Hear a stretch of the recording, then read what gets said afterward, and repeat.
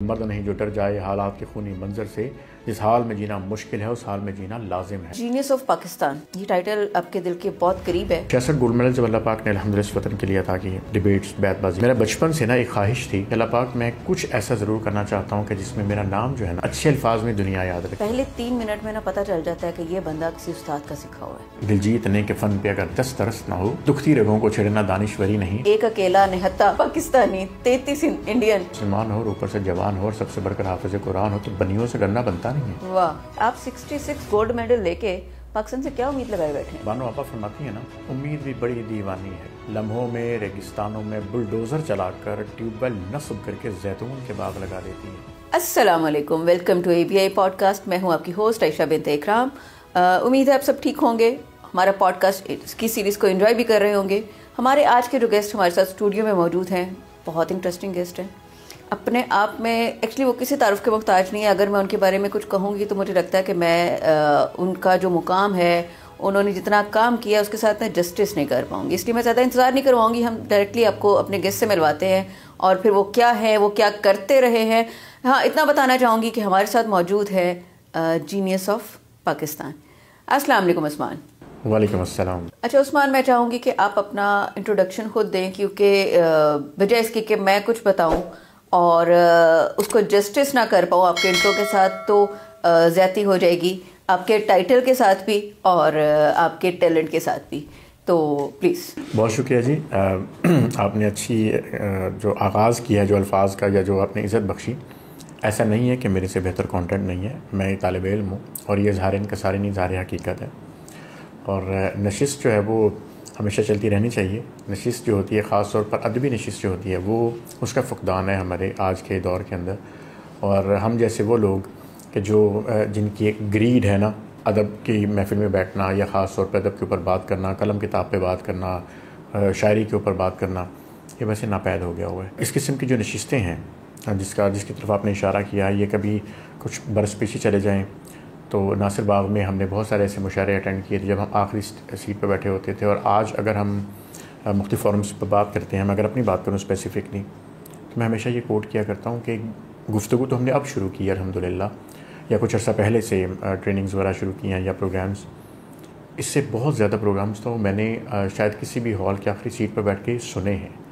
If you want to speak well you should be a good listener first.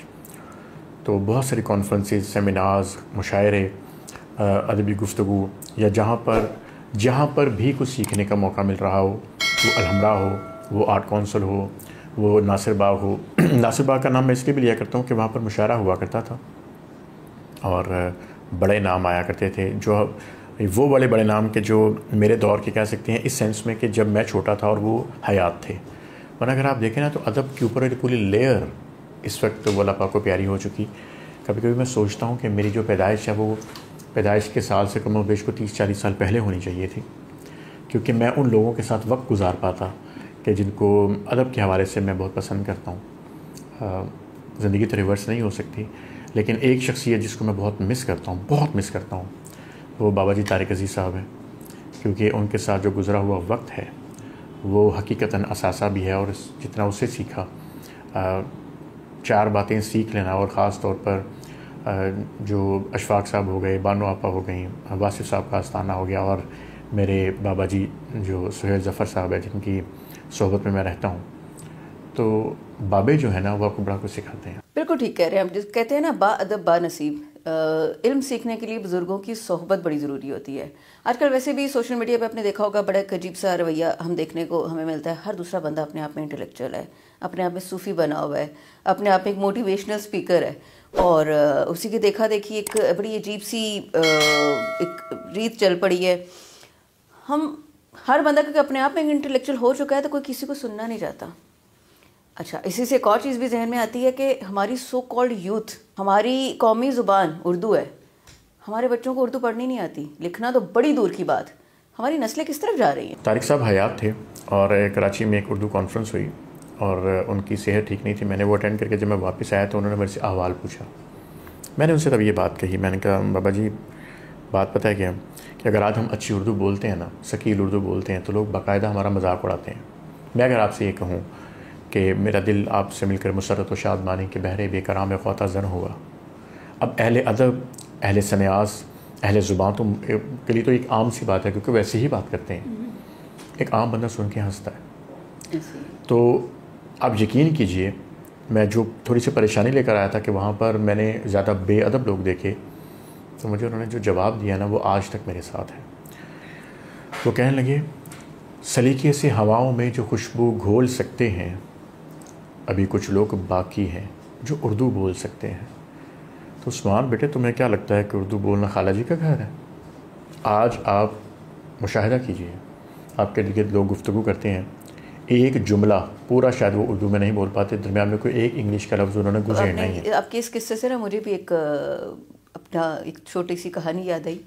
Lahore Karachi میں نا بڑا difference ہوتا ہے. آپ چاہے ورک ایتھکس میں دیکھ لیں یا انڈسٹری کے پریکٹس میں دیکھ لیں تو فرق ہے. ٹھیک ہے، اس میں لوگ کہتے ہیں جی پروفیشنلزم کا بھی فرق ہے، بیہیویئر کا بھی فرق ہے بھی، بٹ ایک بہت بڑا میجر فرق ہے. کراچی والے تو لاہور والوں کو آپ کو پتہ ہے نا، وہ لاہور نہیں کہتے، وہ پنجاب والے بولتے ہیں. اور پنجاب والوں کو وہ کیسے پکڑتے ہیں؟ ان کے ایکسنٹ سے. اچھا مجھے اس چیز میں نا بڑا بینیفٹ رہا ہے. میں ویری فرسٹ ٹائم بھی جب کراچی گئی اپنی ورک اسائنمنٹ پہ تو میں نہیں پکڑی گئی. مجھے مطلب ہوتا ہے نا، وہ سیدھا پوچھتے اچھا جی آپ لاہور سے ہیں، آپ پنجاب سے ہیں، کس شہر سے ہیں اور کیوں آئے، کب آئے، کیسے آئے؟ اور اچھا میرے ساتھ نہیں ہوا ایسا کچھ بھی. مجھے زیادہ سرپرائزنگ میرے لیے تب تھا جب میں لاہور میں ایک دفعہ میری ایک کلائنٹ میٹنگ تھی فرسٹ ٹائم، تو ہم گئے، اچھا ان سے ملے، کوئی 20-25 منٹ کی میٹنگ تھی. تو and of the meeting uncle کہتے ہیں، جو صاحب بیٹھے ہوئے تھے سامنے، کافی ایجڈ لائک 60s میں تھے، تو مجھے کہتے ہیں اچھا آپ سے ایک بات پوچھوں، مائنڈ تو نہیں کریں گے؟ میں کہا جی سر پوچھے. آپ کراچی سے کب موو ہوئی اور کیوں ہوئی؟ تو مجھے ہنسی پہلے تو میں نے کہا آپ کو سر کیوں لگا کہ میں کراچی سے ہوں؟ کہتی اتنی صاف اردو نا لاہور میں کوئی بول نہیں سکتا. تو ڈیفینیٹلی آپ کراچی سے ہیں. تو پھر میں ان کو بتایا کہ میں پنجابی ہوں اور پنجاب سے ہوں، بورن لاہوری بورن پنجابی ہوں. تو الحمدللہ آپ آئی تھنک یہ آپ کی فیملی پریکٹس اور ان چیزوں سے فرق پڑتا ہے. آپ کہیں کے بھی ہوں آپ اپنی چیزوں کو امپروو کر سکتے. غلطی کی تصحیح بڑی ضروری ہے. میں آج کی تاریخ میں ایک دوست کو یہ واقعہ بتا کے ہٹا تھا، آپ کے ساتھ بھی شیئر کرتا ہوں. طارق عزیز شو میں ایز گیسٹ گیا، گیسٹ کہہ لیں بیٹ بازی کے مقابلے میں گیا. I was national champion at that time. تو میں نے ایک دفعہ غیر رسمی بات کرتے ہوئے طارق عزیز صاحب سے کہا، میں نے کہا بابا جی میں نے آپ کے پروگرام میں آنا ہے. آپ کا پروگرام ہے تو 8 منٹ کا پروگرام ہوتا ہے، میں 2-2 ڈھائی گھنٹے، تو جوانی کا ذرا ذوم تھا نا کہ 2-2 گھنٹے کی بیت بازی، ہزاروں شعر یاد. تو انہوں نے مجھے ایک تو پہلا اصول سکھایا کہ ایسے نہیں ہونے لگا کہ اگر تم سے میری نسبت ہے تو تم اگلے شو میں آ جاؤ گے. اپلائی کرو پہلے، جیسے جو طریقہ کار ہے پی ٹی وی میں اپلائی کرنے کا. تو میری باری کو 4.5 مہینے کے بعد آئی. اب اس دوران میں نے ایک شعر بولا. میں نے کہا کہ یہ اور بات ہے کہ ممبر پر آ کر کچھ نہ کہیں، خاموش لوگ بلا کے خطیب ہوتے ہیں. طارق صاحب نے میرا نمبر کاٹا، مقابلہ ہو گیا. اس کے بعد اب میں نے اپنے پاؤں پہ کلاڑی خود ماری. کیسے ماری؟ میں طارق عزیز سے پوچھ رہا ہوں کہ میرا نمبر کیوں کیسے کاٹ لیا آپ نے؟ تو پھر اس کا جواب تو ملنا میرا حق تھا کہ میری سرزنش ہو. مجھے کہنے لگے وہ شعر سنا. میں نے کہا جی یہ اور بات ہے کہ ممبر پر آ کر کچھ نہ کہیں، خاموش لوگ بلا کے خطیب ہوتے ہیں. کہتے جو کہ اب پہلا مصرع پڑھ. یہ اور بات ہے کہ ممبر پر آ کر کچھ نہ کہیں، کٹ. اب بول دوسرا، خاموش لوگ بلا کے خطیب ہوتے ہیں. بابا جی کہنے لگے عثمان تجھے ذرا شرم نہ آئی یہ بولتے ہو؟ میں کہا جی کیوں ہے؟ کہتے ہیں جب تم نے خاموش لفظ بولا تو تم بحر سے بھی نکل گئے، تم وزن سے بھی نکل گئے. اب ذرا اس خاموش کا الف نکال کے خاموش کے ساتھ ہی شعر بولو. یہ اور بات ہے کہ ممبر پر آ کر کچھ نہ کہیں، خاموش لوگ بلا کے خطیب ہوتے ہیں. کہتے آیا نا وزن میں اور بحر میں. میں نے کہا بابا جی میرے ہاتھ جڑے دیکھو میں نے جوگا نہیں. لیکن with the passage of time I realized, کیونکہ میں کہا کرتا تھا جس طرح خاموش ہے دل بھری محفل میں چلانا نہیں اچھا، ادب پہلا کرینہ ہے محبت کے کرینوں میں. تو یہ ایک ایسا شعر تھا جس میں خاموش لفظ ہے، خاموش نہیں ہے. تو یہ دوسرا شعر مجھے اس دن پتہ لگا جس میں خاموش لفظ ہے، الف نہیں ہے. تو تلفظ کی ایک غلطی پر 22 منٹ مجھے ڈانٹ پڑی. وہ ڈانٹ پتہ کیوں پڑی؟ ایک تو میں آج کے اسٹوڈنٹس کو بھی یہ بات اکثر بتایا کرتا ہوں کہ ہم وہ اسٹوڈنٹس تھے کہ جنہوں نے سنا، اس لیے سنا کہ ہم سیکھنا چاہتے تھے، اور ہمارے استاد کی بھی وہ انویسٹمنٹ تھی ہمارے اوپر، وہ وقت کی انویسٹمنٹ تھی تاکہ یہ غلطیاں نہ دہرائے. کیونکہ جب میں ریڈیو پاکستان پر شو کرتا تھا اور جب آپ شو کر کے نکلیں چونکہ اس میں صرف اردو بولنی ہے، اور باہر اگر سن کون رہا ہے آپ کا شو جو اصغر زیدی صاحب جیسی شخصیت ہوں، اور وہ آپ کو یہ کہیں کہ عثمان بیٹے آپ سے تو یہ توقع نہ تھی کہ آج آپ نے تلفظ کے 2 غلطیاں کر ڈالیں، تو پھر محسوس ہوتا ہے یار ہمیں سکھانے والے ہیں. تو میں خوش بخت ہوں مجھے سکھانے والے ملے، میں خوش بخت ہوں میری تصحیح کرنے والے ملے، اور میں خوش بخت ہوں کہ الحمدللہ اللہ پاک نے وہ توفیق بھی دی کہ ہم نے ان چیزوں کو سیکھا بھی، اور کوشش ضرور کی کہ اگلی بار اس کو دہرایا نہ جائے. پہلی بار غلطی ہوتی ہے، دوسری بار گناہ ہوتا ہے، تیسری بار جرم ہوتا ہے. اور میں نے ویسے آپ کو بڑی دفعہ سنا ہے، چاہے وہ کوئی ادبی نشست ہو یا کسی چینل کی ٹرانسمیشن ہو، پہلے 3 منٹ میں نہ پتہ چل جاتا ہے کہ یہ بندہ کسی استاد کا سیکھا ہوا ہے. دلجیت نے کہ فن پہ اگر دست ترس نہ ہو، دکھتی رگوں کو چھیڑنا دانشوری نہیں. 180 سیکنڈز 3 منٹ آپ نے جو کہا، ہم یہ ایک باقاعدہ فلسفی ہے. ہم سیلز کے لوگ ہیں نا، ہم کہا کرتے ہیں کہ پہلے 3 منٹ آپ کو بتا دیتے ہیں کہ کلائنٹ بائنگ کرنی ہے کہ نہیں کرنی. اگر آپ کو وہ سکلز موجود ہیں کہ آپ اس کی if you can read the eyes, اگر آپ اس کی آنکھوں کو سمجھ سکتے ہیں، اگر آپ اس کی گفتگو، اور اگر آپ اس کی جب دیکھیں گے آپ گفتگو کر رہے ہیں نا، آپ کے ہاتھ آپ کے الفاظ کا بوجھ اٹھاتے ہیں. ایسے بے شمار انسان آپ دیکھتے ہیں کہ جن کی گفتگو میں ربط نہیں ہوتا، جب وہ بات کر رہے ہوتے ہیں تو ان کے ہاتھ سیاسی طور پہ ہل رہے ہوتے ہیں، اور آپ کو پتہ ہوتا ہے کچھ ایسے انسان ہیں ہمارے گرد، میں کہتا ہوں ان کو اگر ان کے ہاتھ باندھ دیے جائیں تو یہ بول نہیں سکتے، کیونکہ گفتگو کے دوران غیر ضروری طور پر ہاتھ ہلاتے ہیں. تو یہ ایک پورا سبجیکٹ ہے. جب ڈیبیٹس میں کیا سکھایا جاتا ہے، پریزنٹیشن سکلز کیا ہے. آج پریزنٹیشن کا اگر میں لیکچر دوں تو آپ حیران ہو جائیں گے کہ ہمیں اساتذہ نے جو سکھایا تھا الحمدللہ، کہ آپ کے تو آئی بروز تک بات کرتے ہیں، آپ کے چیکس بات کرتے ہیں، آپ کی اسمائل بات کرتی ہے گفتگو کے دوران، آپ کی لپ سنگ بات کرتی ہے، آپ کی آڈینس کے ساتھ باڈی لینگویج. یس، آپ کا مائک کہاں پر پڑا ہے، تو آپ کی دائیں کوہنی کیا ڈائس کے اوپر لگ سکتی ہے یا آپ کو بائیں لگانی ہے. آپ سیدھے کھڑے ہو کے بات نہیں کریں گے، آپ کے دونوں ٹانگوں کے اوپر آپ کا وزن جو ہے وہ شفل کرے گا، کبھی رائٹ پہ کبھی لیفٹ پہ. تو بات کرتے ہوئے آپ کی آنکھیں جو ہے وہ ایک جگہ پر آپ فکس نہیں کریں گے. اگر آپ ہال کے اندر بات کر رہے ہیں تو آپ نے اپنی آنکھوں کو شفل کرنا ہے. یعنی پریزنٹیشن اسکیل جو ہے نا، یہ اتنی امپورٹنٹ چیز ہے. آج کالجز تو دور، یونیورسٹیز کیسے بچے ہیں، ایون آپ یقین کیجیے PhD ڈاکٹرز ہیں. میں جانتا ہوں کچھ ایسے لوگوں کو بے حد قابل ہیں اپنے سبجیکٹس کے حوالے سے، لیکن لیکچر ڈیلیور نہیں کر پاتے. اگر کر پائیں تو ایک ایسی صورت میں کر پاتے ہیں کہ وہ اگلے بچے کی یا اگلے اسٹوڈنٹ کی دل پر، ذہن پر تاثیر نہیں چھوڑتا. کیا وجہ ہے؟ الفاظ کو ہم نے اپنی عزت نہیں بنایا. مجھے 2004 میں نے کوشش شروع کی تھی، 2024 ہے، 20واں سال ہو گیا ہے مجھے اپنا کتھارسس کرتے ہوئے اور اپنے الفاظ کو اپنی عزت کا درجہ بناتے ہوئے، اور ابھی میں اس کافش میں ہوں. لمبا سفر ہے. عثمان، جینیس آف پاکستان، یہ ٹائٹل آپ کے دل کے بہت قریب ہے، ہونا بھی چاہیے. تو اس کے پیچھے کیا کہانی ہے، کب ملا، کیسے ملا؟ جینیس آف پاکستان حافظ محمد عثمان جب یہ کہا جاتا ہے تو پہلے میرے وطن کا نام آتا ہے، پھر میرا آتا ہے. دیکھیے، کھڑے تھے ہم بھی تقدیر کے دروازے پر، لوگ دولت پہ گرے، ہم نے وطن مانگ لیا. آپ یقین کیجئے، اگر آپ دل سے اور خلوص ہو کے اللہ پاک سے کچھ مانگیں تو کیا وہ در ہے جو وہ نہ دے؟ بالکل نہیں. میرا بچپن سے نا ایک خواہش تھی کہ اللہ پاک میں کچھ ایسا ضرور کرنا چاہتا ہوں کہ جس میں میرا نام جو ہے نا وہ اچھے الفاظ میں دنیا یاد رکھے، میرے سے کچھ ایسا کام لے لے. 66 گولڈ میڈل جب اللہ پاک نے الحمدللہ اس وطن کے لیے عطا کیے، ڈیبیٹس، بیت بازی، فیلڈ، مختلف فیلڈز، پریزنٹیشنز اور سوشل ورک، جتنی بھی فیلڈز میں اللہ پاک نے مجھے ٹاپر رکھا. میں اچھا طالب علم تھا، میں اپنے اساتذہ کا فیوریٹ اسٹوڈنٹ تھا. اس کی وجہ یہ تھی کہ میں سوال زیادہ پوچھتا تھا، کیونکہ مولا علی کا فرمان ہے کہ سوال آدھا علم ہے. تو بچپن میں ہی یہ بات ذہن میں بیٹھ گئی تھی کہ سوال پوچھوں گا تو جواب ملے گا، نہیں ملے گا تو جواب کی جستجو کروں گا. اور ذہن میں سوال جنم لینا چاہیے کہ اگر اس کمرے میں 4 سوئچ لگے ہوئے اور 3 آن ہے تو چوتھا کیوں نہیں ہے. تب میں اس کے جواب کی تلاش میں جاؤں گا کہ اس کے پیچھے وجہ کیا تھی. اچھا عثمان، آپ نے یہ چیز نوٹس کیا کہ سوال کرنے والے اسٹوڈنٹس 2 طرح کے ہوتے ہیں. ایک تو وہ ہوتا ہے جس کو واقعی اس سوال کا جواب چاہیے، وہ کسی جستجو میں ہے، اور ایک وہ اسٹوڈنٹ ہوتا ہے جو اس شرارت سے سوال کرتا ہے کہ ذرا چلو ٹیچر کا تو ٹیسٹ کرے، اس کو خود بھی آتا ہے کہ نہیں. جو لیکچر تیار کر کے آیا، ہو سکتا ہے وہ سوال اس میں سے ہو ہی نہ. تو وہ والے بھی تو ایک بچے ہیں نا. استاد کو پتہ لگ رہا ہوتا ہے کہ کون کہاں سے آ رہا ہے. میرے بابا جی کا بڑا خوبصورت شعر ہے کہ کسی کو بخش دیتے ہیں، کسی کی جان لیتے ہیں، مسافر جیسے بھی ہو رستے انہیں پہچان لیتے ہیں. تمہاری یہ بات دل کو سچی نہیں لگی مگر بہت اصرار کرتے ہو لو ہم مان لیتے ہیں.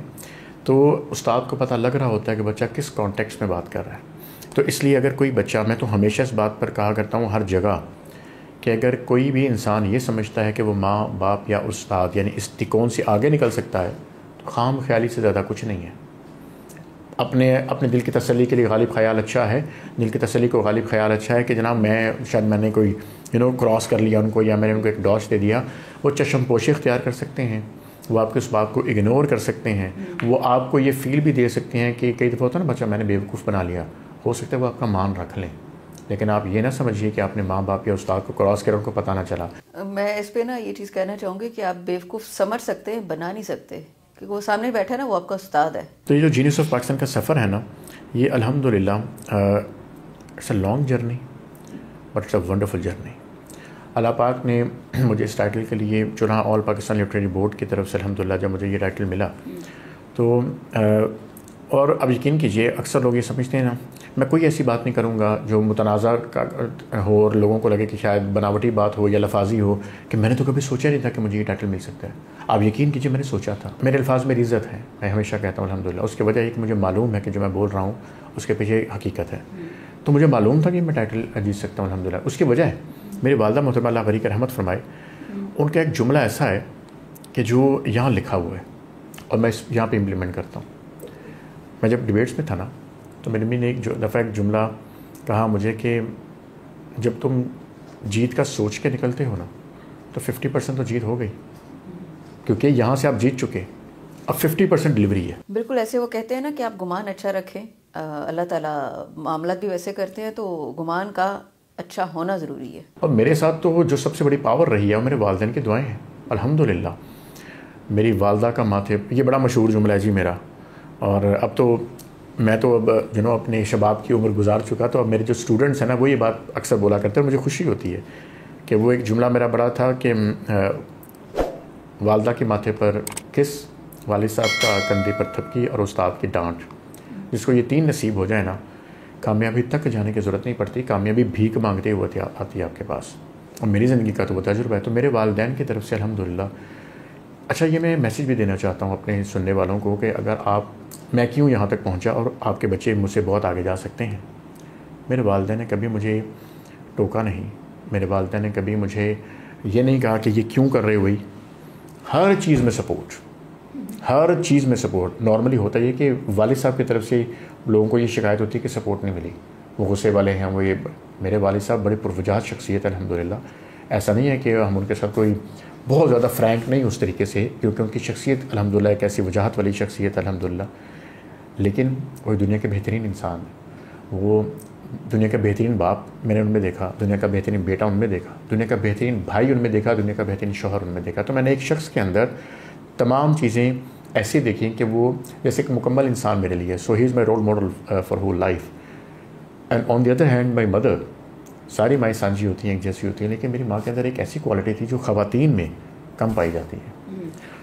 وہ انتہائی اسٹریٹ فارورڈ خاتون تھی. جو بات ہے نا دل میں وہی زبان پر ہے. لیکن اگلی بات بڑی اہم ہے. اگر لیٹ سے آپ سے ایک بحث ہو گئی کسی بھی ٹاپک پر، اگلی دفعہ جب آپ کو ملی تو انتہائی پرتپاک انداز میں صاف شفاف دل کے ساتھ ملی، جیسے شیشے کی مانند ہوتا ہے. تو میں نے آبزرو کیا، اولاد جو ہوتی ہے نا والدین کی باتوں سے کم ان کے کردار سے اور ان کے ایکٹ سے زیادہ سیکھتی ہے. تو ہم نے اپنے گھر میں ایسے 2 ماڈلز دیکھے ہیں. میں اپنے 6 بہن بھائیوں میں سب سے نالائق بھائی ہوں، ٹھیک ہے. میرے بہن بھائیوں کو اللہ پاک نے الحمدللہ بہترین برینز عطا کی ہیں، بہترین شخصیات اور بہترین انسان اللہ پاک نے ان کو بنایا. وہ مختلف لوگ ہیں اور یہی وجہ ہے کہ الحمدللہ ہمارے محسن جو ہے نا وہ ہمارے نقاد ہیں، کیونکہ جو تنقید برائے تنقید کرنے والے لوگ ہیں نا وہ ہمارے محسن ہیں. میں اس چیز سے بالکل اتفاق کروں گی کہ اگر تنقید نہ ہو نا تو ہم گرو نہیں کر سکتے. اور ایک اور بات بھی ہے نا، جس نے گرو کرنا ہے اس نے کر لینا ہے. کیونکہ آپ گھر سے اگر یہ سوچ کے نکلے ہیں نا کہ مجھے یہ اچیو کرنا ہے، تو پھر آپ کے پاس جو مرضی مشکل آئے، لوگ کچھ بھی کہیں، تنقید کریں، تعریف کریں، نہ کریں، آپ کو فرق ہی نہیں پڑتا اس چیز سے. کیوں؟ آپ نے ٹھان لی ہے. تو یہ آپ کی انسان کی اپنی ول اور اس کی اپنی نیت بھی بہت میٹر کرتی ہے آپ کی اپنی چیزوں کی اچیومنٹ میں. اس میں تھوڑی سی اگر اپنا اوپینین دوں تو تنقید برائے اصلاح کو پازیٹیو لینا چاہیے، تنقید برائے تنقید کو پازیٹیو لینا نہیں چاہیے، تنقید برائے تنقید کو اگنور کرنا چاہیے. Choose to ignore. ایسے لوگوں کا سب سے بڑا جواب ہوتا ہے نا آپ کی خاموشی ہوتا ہے. میں نے اپنی زندگی میں اپنے بہت قریبی لوگوں سے، جس میں میرے چند رشتہ دار بھی ہو سکتے ہیں بلکہ ہیں، ان کا بھی شمار ہے، میں نے ان سے بیجا تنقید اور حتیٰ کہ تضحیک بھی برداشت کی ہے، لیکن جواب نہیں دیا۔ بالکل ایسا عثمان، وہ ایکچولی تنقید کا بھی تو ایک ٹائم ہوتا ہے نا، آپ کے لوگ، آپ کے آس پاس جو بھی لوگ آپ کے لیے تنقید کرتے ہیں، لیکن وہ صرف تب تک ہوتی ہے جب تک آپ کی جیب میں پیسے نہیں ہوتے۔ جیسے آپ کی پاکٹ میں پیسے آتے ہیں نا، تو وہ تنقید تعریف میں کب بدلتی ہے سمجھ نہیں آتا، پھر آپ بکواس بھی کریں تو لوگ اتنی تسلی سے سنتے ہیں کہ یہ تو ارشاد فرما رہے ہیں۔ تو یہ بھی تو ہمارے ہاں ہوتا ہے نا، کیسے ہم لوگ اپنے معاملات کو، اپنے رویوں کو لوگوں کے فائنینشیل میٹرز کے ساتھ سوئچ کرتے ہیں۔ یہ جو غربت ہوتی ہے نا، یہ سوتیلی ہوتی ہے، اور جو امارت ہوتی ہے نا، اس کے 101 رشتہ دار ہوتے ہیں۔ کیوں کہا جاتا ہے کہ سکسیس ہیز مینی فادرز، ٹھیک ہے، and failure is the وڈو of none? وہ کیوں کہا جاتا ہے؟ وہ اس لیے کہا جاتا ہے کہ یہ ایک ایسا عالمگیر سچ ہے اس زمانے کا بھی اور ہر زمانے کا بھی۔ اصل میں وجہ کیا ہے؟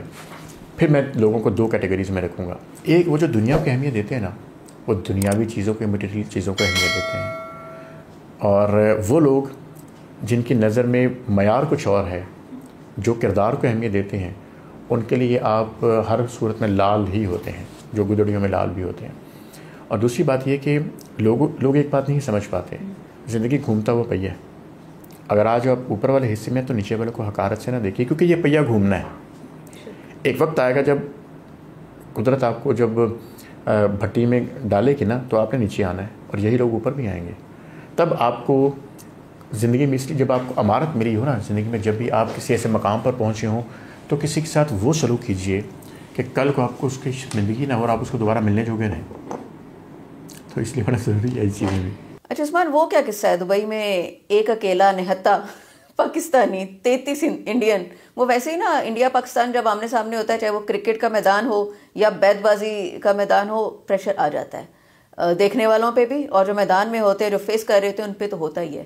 سو آپ پہ کتنا پریشر تھا، ڈر تھا، اور آپ نے یہ سوچا تھا کہ جو رزلٹ آیا اس کے الٹ بھی تو ہو سکتا تھا؟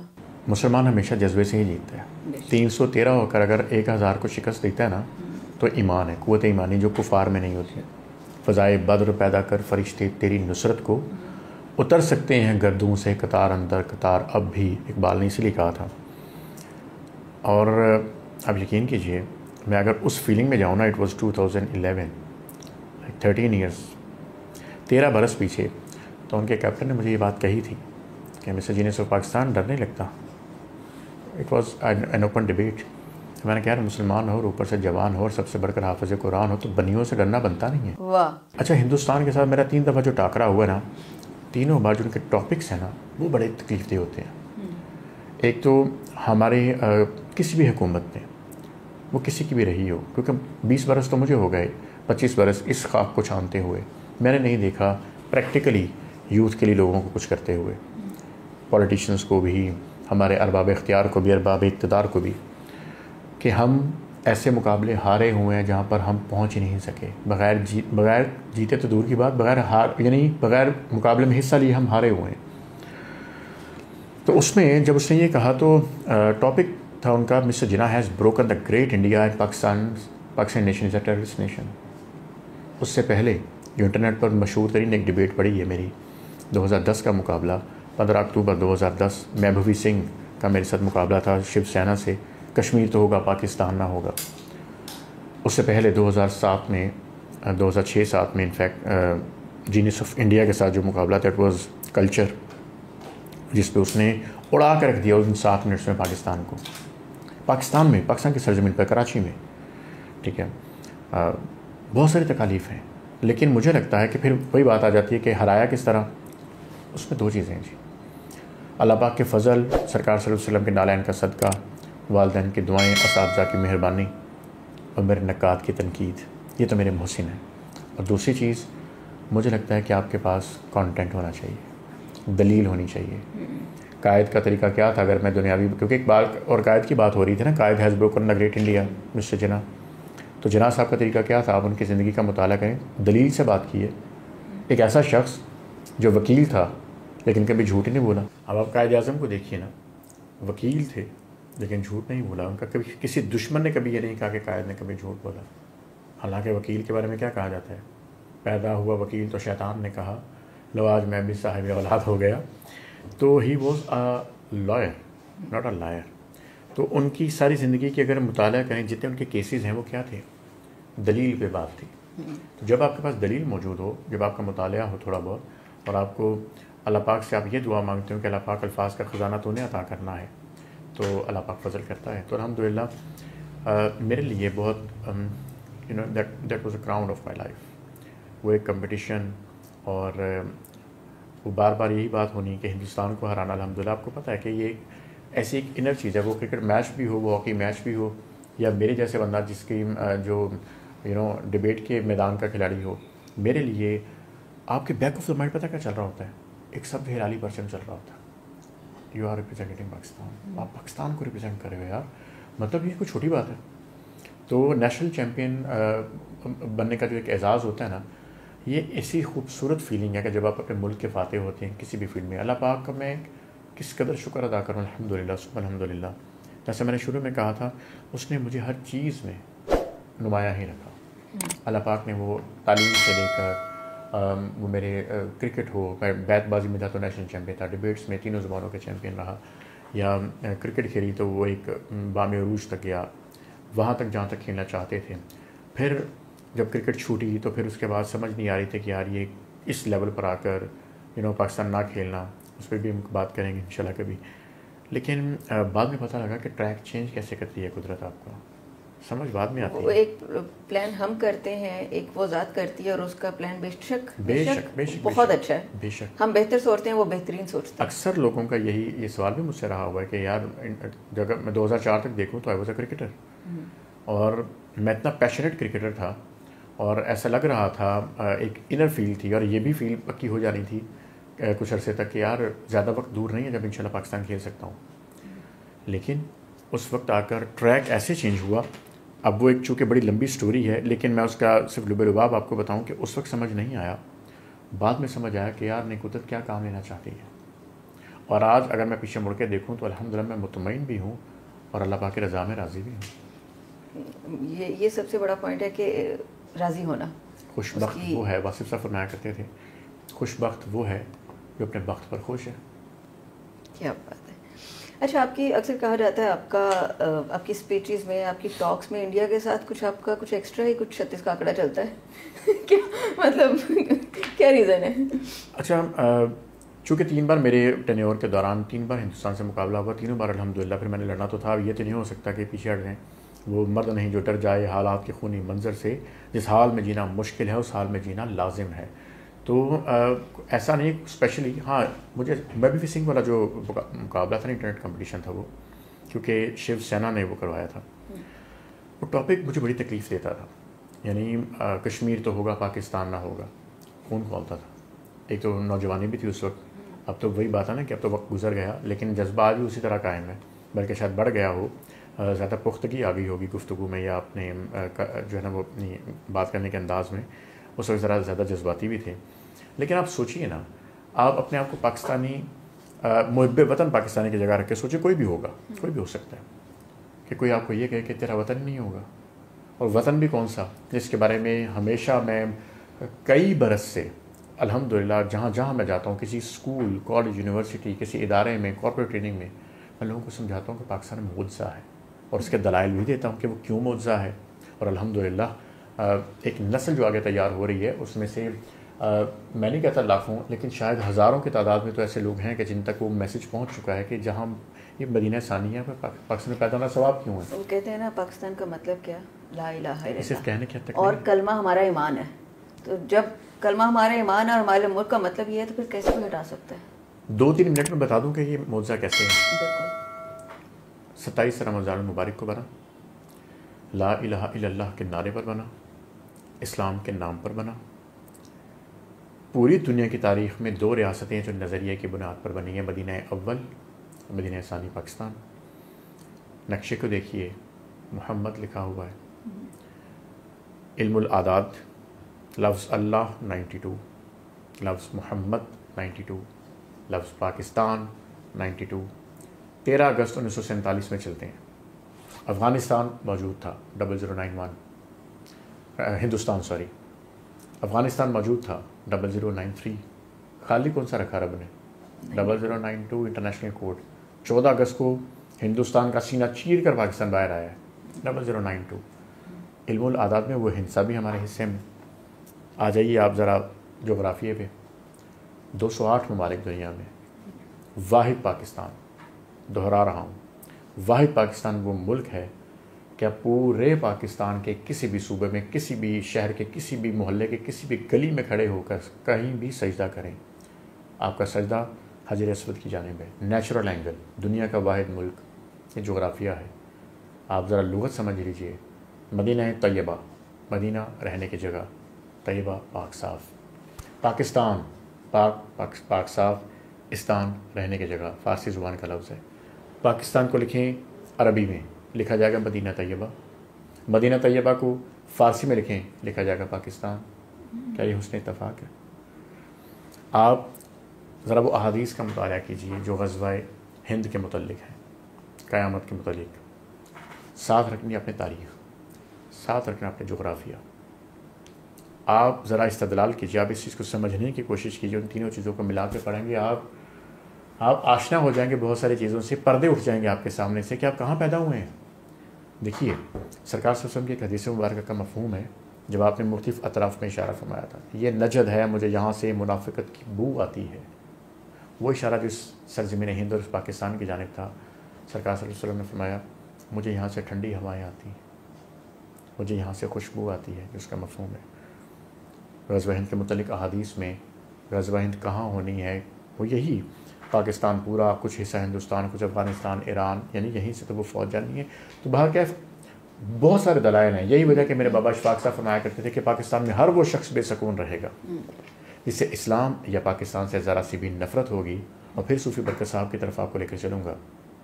آپ فرماتے ہیں وہ وقت دور نہیں ہے جب اقوام عالم کے فیصلے پاکستان کیا کرے گا، تب ہم تو نہ ہوں گے، لیکن اگر ایسا نہ ہوا تو ہماری قبر پر آ کر تھوک جانا. اور آخری بات اس میں عرض کر دوں، پاکستان اتنا ہی بڑا معجزہ ہے جتنا حضرت صالح علیہ السلام کی اونٹنی کا معجزہ ہے. اس قوم نے اس تحفے کی عزت نہیں کی تو ذلیل و رسوا ہوئی. ہم اس تحفے کی بے توقیری کر کے ذلیل و رسوا ہو رہے ہیں. پاکستان ہماری ماں ہے.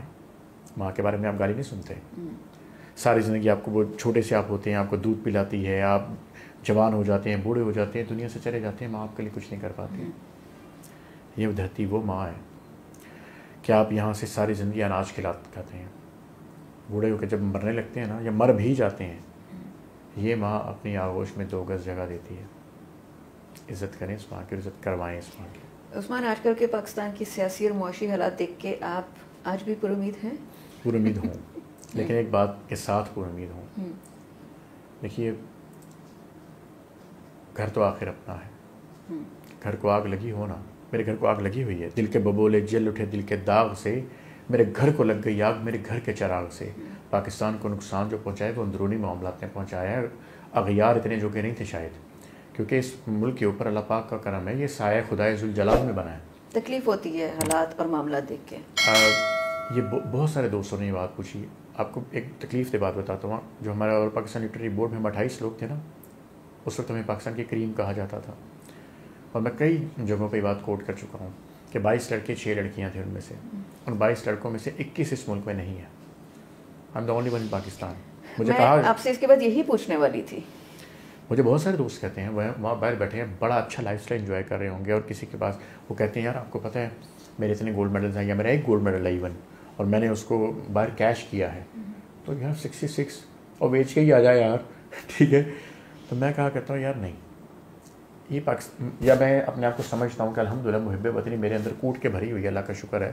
میں 18 دن کے لیے دبئی سے واپس آیا. جب میں 18 دن کے رہ کے واپس آیا تو میں نے طیارے سے اتر کے میں نے وہاں پہ سجدہ کیا اور مٹی کو چوما. تو میرے ساتھ والا مسافر مجھے کہنے لگا پانی کتنی دیر بعد آئے ہو؟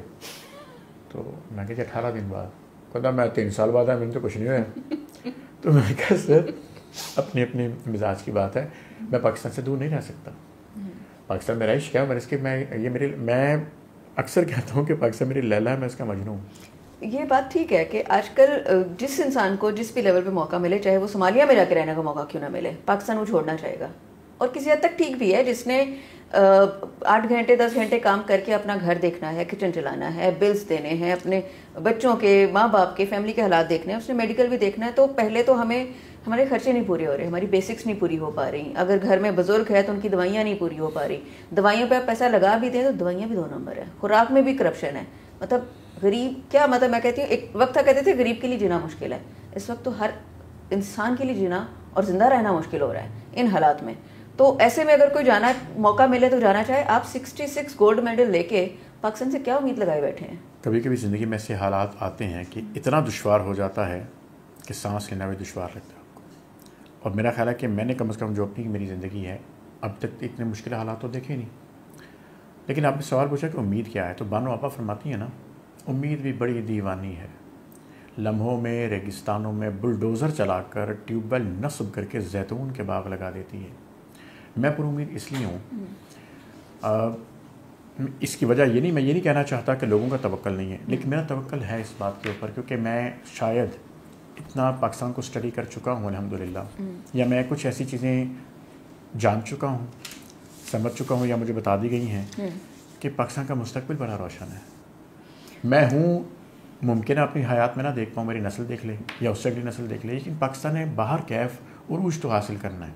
مجھے اس میں کوئی شک نہیں ہے, کوئی شک نہیں ہے کہ پاکستان میں, اسلام آباد میں اقوام عالم کے فیصلے ہوا کریں گے. ہاں ممکن ہے کہ اللہ پاک مجھے وہ مہلت نہ دے دیکھنے کی, میری اگر حیات اتنی نہیں لکھی اس نے, لیکن میری نسلیں دیکھیں گی, اور ہم اوپر اللہ پاک کے پاس بیٹھ کے دیکھیں گے کہ اللہ پاک اس تحفے میں وہ, کیونکہ پاکستان بنا ہی دنیا کی جو نا وہ رہنمائی کے لیے بھی اور دنیا کے اقتدار کے لیے. لیکن میں آپ کے سوال کے ایک حصے سے مکمل اتفاق بھی کرتا ہوں. جتنے مشکل حالات ہو چکے ہیں, دیکھیے ریاست کی ذمہ داری ہے خوراک دینا, ریاست کی ذمہ داری ہے لوگوں کی بنیادی ضروریات کا خیال رکھنا, جس میں تعلیم بھی ہے, جس میں صحت بھی ہے. ٹھیک ہے, آج آپ نے جس طرح بات کی کہ غریب نہیں, غریب تو مر مک گیا بیچارہ.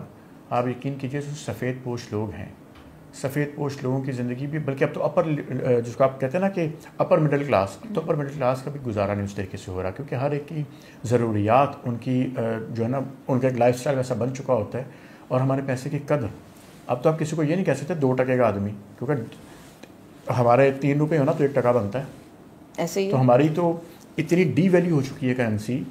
ٹھیک ہے, ہم جو ہمارے ساتھ آزاد ملک ہوئے تھے, ہندوستان, اور آپ چائنا کی ایگزامپل لے لیجیے, کہاں چلے گئے وہ. بنگلہ دیش کی ایگزامپل لیجیے, افغانستان کی کرنسی آپ سے اوپر چلی گئی, بنگلہ دیش کی کرنسی آپ سے اوپر چلی گئی. معاشی حالات دیکھیے, 3 پلر جو ہے نا کسی بھی ریاست کے, معاشی ہو, دفاعی ہو, اور اس کے بعد جو آپ کا ہے پولیٹیکل, جس کو ہم اسٹیبلٹی کہتے ہیں, آپ کا سیاسی استحکام. اس وقت ہمارے ملک میں نہ سیاسی استحکام ہے, نہ ہمارے معاشی استحکام ہے. صرف دفاعی طور پہ ہم یہ کہتے ہیں نا پاکستان قابل تسخیر ہے, تو یہ 2 کہاں پہ ہوں گے؟ 2 پلرز ہی نہیں ہیں, آپ کی چھت گر جائے گی. پھر کہتے ہیں جی عوام لوگوں میں صبر نہیں ہے, تحمل نہیں ہے, تو وہ کہتے ہیں نا انسان کی اخلاقیات کا تعلق اس کی معاشیات سے. عائشہ, جو بھوک ہے نا, یہ انسانی تہذیب کے آداب بھلا دیتی ہے, یہ انسان کی عزت نفس کی کمر کے بخیو دھیڑ دیتی ہے, اس کی پسلیاں توڑ دیتی ہے. ہم کیا بات کر رہے ہیں, روٹی نہ ہو چلے میں برداشت کر لوں گا, ایک عام آدمی ہوں میں, میرا بچہ بھوکا ہو میں برداشت کروں گا. اور اگر ریاست وہ مواقع فراہم نہیں کرتی, میں نے یقین کیجیے ایسے لوگوں کو میری ملاقات ہو چکی ہے, میں شاہد ہوں ایسے لوگوں کا کہ جو مجرم نہیں تھے, جو پروفیشنلز نہیں تھے, ایسے لوگوں کو بھی میں نے دیکھا ہے کہ جن کے پاس ڈبل ماسٹرز کی ڈگری ہے, اور ان کو فون سنیچ کرتے ہوئے جب پولیس نے ان کی اخیر دھلائی کی نا, وہ دھلائی نہیں بنتی تھی, وہ بنتا یہ تھا کہ یار ان کو پتہ ہونا چاہیے تھا کہ اگر آج اس کو اندر کر دیا نا تو یہ مجرم بن کے نکلے گا, کیونکہ اس کا اس ریاست سے, اس معاشرے سے, اس نظام سے اعتبار اٹھ جائے گا. لیکن جب اس کو پوچھو تو صحیح کہ اس کی 4 بہنیں ہیں جنہوں نے 3 دن سے کھانا نہیں کھایا ہوا, جنہوں نے محنت کر کے, جنہوں نے سلائی کڑھائی کر کے اس کو MBA کرایا تھا, اور اس کے بعد اس نے ڈائریکٹ ماسٹر اور کر لیا کہ میں ڈبل ماسٹرز ہوں, اپنی بہنوں کی شادیاں کرنی ہیں, بڑی ہو گئی ہیں, پر بڑی بہن کی عمر 39 سال ہو گئی ہے, گھر پہ بیٹھی ہے, ان 4 بہنوں نے بیٹھ کے مجھے پڑھایا ہے, اور آج وہ 3 دن سے بھوکی بیٹھی ہیں, تو فون چھین کے, فون بیچ کے ان کو روٹی کھلانی ہے.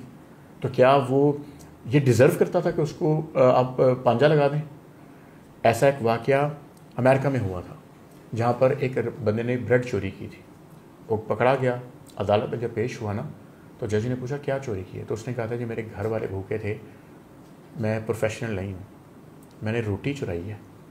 اس جج نے وہاں پر کھڑے ہو کر ایک بات کہی کہ جتنے لوگ اس وقت عدالت میں موجود ہیں نا, سب سے پہلے تو سب کی طرف سے میں اور اس معاشرے کی طرف سے آپ سے معافی مانگتا ہوں کیونکہ ریاست ناکام رہی ہے آپ کو روٹی دینے میں. اور دوسری بات, جتنے لوگ یہاں پہ موجود ہیں سب اس کو $10 دیں گے, اور سب سے پہلا آغاز میں خود کرتا ہوں. اور میں پولیس والوں کو کہوں گا کہ 1 سیکنڈ سے پہلے اس کی ہتھکڑی کھولو, کیونکہ آپ نے ہتھکڑی ڈال کر اس کو یہ احساس کیوں دلایا کہ وہ مجرم ہے؟ وہ مجرم نہیں ہے, وہ مجبور ہے, وہ روٹی کے لیے لڑا یار. تو ہمارے ارد گرد آپ روزانہ دیکھتے ہیں اسٹریٹ کرائمز میں اضافہ ہو رہا ہے.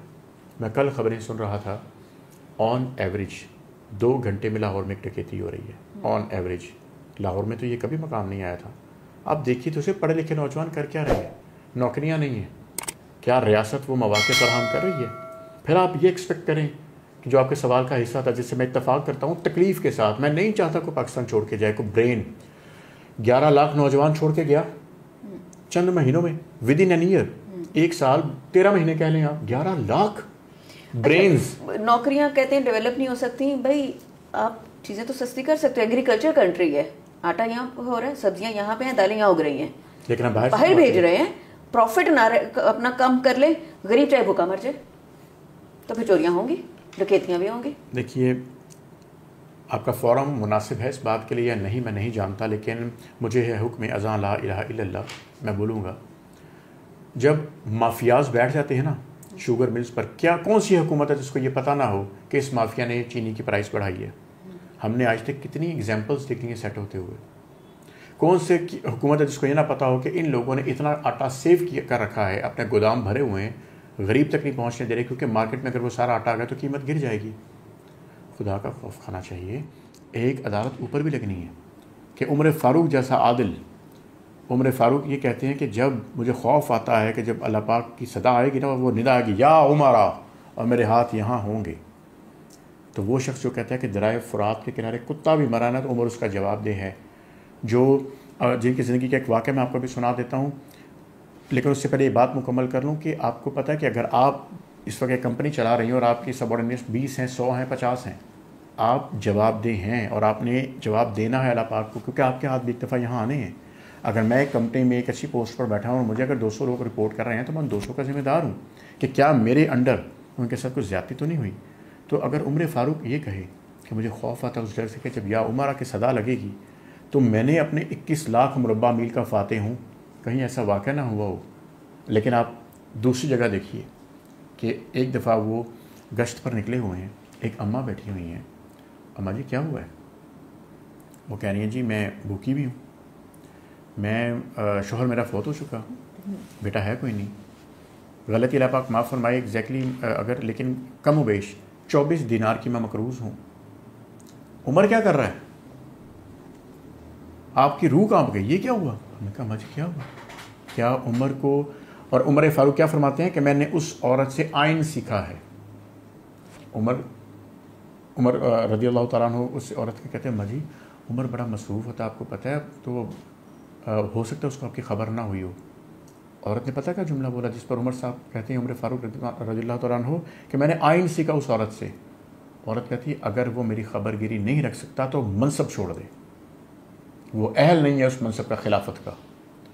تو اس کے بعد انہوں نے کہا کہ وہاں سے وہ گئے, بیت المال گئے, سامان لے کر آئے, خود ہنڈیا پکائی, خود اس خاتون کے لیے کھانا پکایا, اور جب وہ تھوڑی سی مسکراہٹ اٹھی, پیسے دیے اس کو اس کا قرض اتارنے کے لیے, پھر کہا اماں ایک درخواست کروں.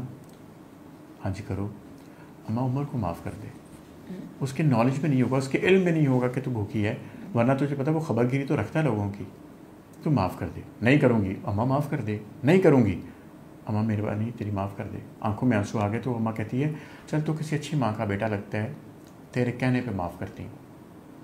اگر جب یہ کہا ہے نہ معاف کرتی ہوں, تو 2 روایات ہیں. ایک میں ہے حضرت علی رضی اللہ تعالیٰ عنہ کے ساتھ حضرت عبداللہ ابن مسعود رضی اللہ تعالیٰ عنہ تھے, اور دوسری روایت میں موجود ہے کہ غالباً حضرت سعد بن ابی وقاص تھے غالباً, غلطی اللہ پاک معاف فرمائے. یہ 2 روایتیں ہیں, وہ دونوں دروازے پر آ گئے.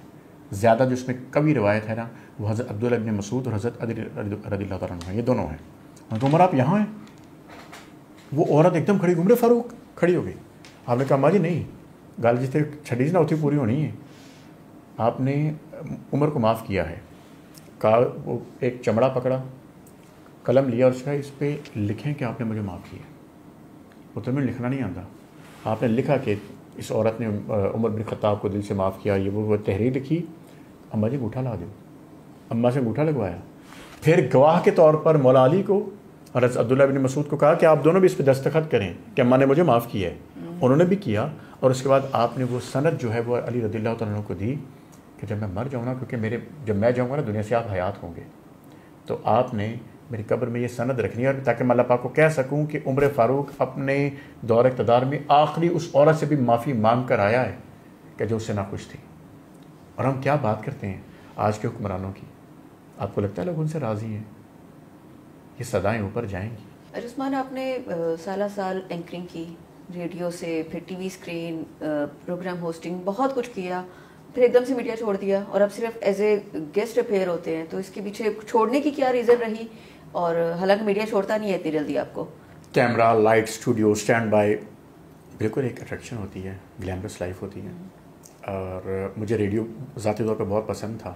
ریڈیو کا جو مائک ہوتا ہے میں ہمیشہ یہ لسٹ ہوتا ہے. تو تقریباً 10,500 شوز کیے میں نے ریڈیو سے آل اوور پلیس, اور مختلف ٹی وی چینلز پر نیوز کاسٹنگ اور اس کے بعد پروگرام ہوسٹنگ. لیکن چھوڑا کیوں, اس کے پیچھے بڑی کہانی ہے جی. وہ یہ تھی کہ مجھے محسوس ہو گیا اور مجھے یقین ہو گیا نا جس دن کہ media is not bold media, this is a sold media. کیونکہ وہاں پر میرے جیسے بندے کے لیے اگر میں ایک مصرے میں کہوں تو دنیا تیرے مزاج کا بندہ نہیں ہوں میں, تو مجھے اندازہ ہو گیا تھا کہ شاید میں یہاں پہ مس فٹ ہوں. کیونکہ میں زیادہ شوز کرتا تھا پولیٹیکل, اور اس میں بہت سارے میں نے پردے اٹھتے دیکھ لیے لوگوں کے.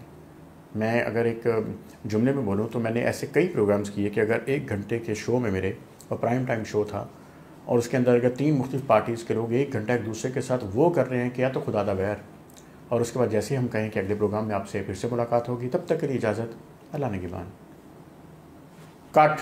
تو اس کے بعد جناب ہاتھ پہ ہاتھ پھینک کے جا رہے ہیں, گپ شپ ہو رہی ہے. اور جب ان سے پوچھے کہ سر ابھی آپ نے 1 گھنٹہ کیا کیا ہے, اور یار وہ پارٹی موقف تھا, ہمارا ذاتی دوستی ہے, اوکے اس میں بھی اعتراض نہیں ہے, ذاتی تعلقات پہ بھی اعتراض نہیں ہے, لیکن جو آپ نے دکھایا ہے نا دنیا کو, اور اس کے بعد آپ کی گفتگو ایسی ہے کہ جس میں آپ ایسا محسوس ہونا شروع ہو گیا کہ آپ سارے ایک ہی ہیں. اور پھر اس کے بعد جب معذرت کے ساتھ بہت سارے پیڈ پروگرام جب آپ کو کہا جائے نا کہ اس طرح کرنے ہیں اور اس میں یہ انسٹرکشنز ہوں اور آپ آزاد نہ ہوں, صحافت جب آزاد نہیں ہوتی نا تو وہ رقاصہ کی مانند ہوتی ہے. ٹھیک ہے, تو بہرکیف مجھے محسوس ہوا کہ مجھے اس فیلڈ کو خیر بات کہنا چاہیے. ریڈیو میں نے بہت پسند ہے, اور ڈبنگ میرا شوق تھا, وہ میں شوقیہ کیا کرتا تھا, مختلف مس کرتا ہوں. ایک دم پھر میں نے جب فیصلہ کیا تو ایک لمبا گیپ آیا میرا, خاص طور پہ اسکرین کے حوالے سے. اور پھر درمیان میں یہی ہے کہ میں خاص طور پہ رمضان ٹرانسمیشنز ہو گئی, یا میں نے اپنا ٹوٹل رجحان اپنے ان ٹاپکس کی طرف کر دیا کہ جو مجھے سوٹ کرتے ہیں, جو میرے دل کے قریب ہیں, جس میں الحمدللہ دین کے اوپر گفتگو ہے, یا اقبالیات پہ بات ہو سکتی ہے, اور سب سے بڑھ کر جو مجھے تصوف یا تزکیہ, یہ جو ٹاپکس ہیں مجھے میرے دل کے بہت قریب ہیں.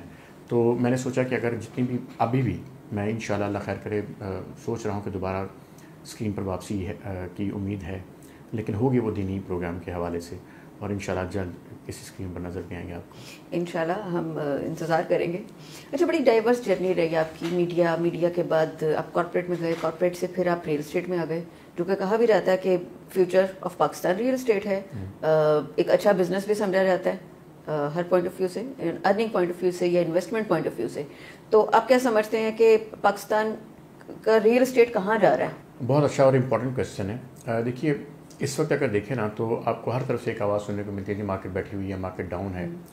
لیکن یاد رکھیے کہ جو مارکیٹ ڈاؤن ہوتی ہے نا وہی وقت ہوتا ہے بائنگ کرنے کا.